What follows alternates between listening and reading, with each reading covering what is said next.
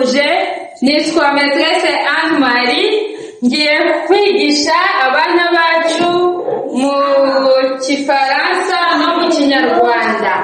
Mu Kifaransa bavuga verbe être, mu Kinyarwanda kugira gusoma je suis ndi. Je suis en français, mu Kinyarwanda bavuga ndi. Tu es en français, mu Kinyarwanda bavuga uri.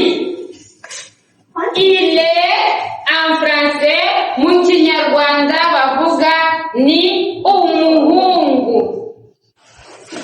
Elle est en français, en Kinyarwanda bavuga ni umukobwa. Nous sommes en Kinyarwanda turi. Vous êtes en Kinyarwanda uri. Ils sont ou elles sont en Kinyarwanda ni. Murakoze cyane. Murakoze cyane babyeyi.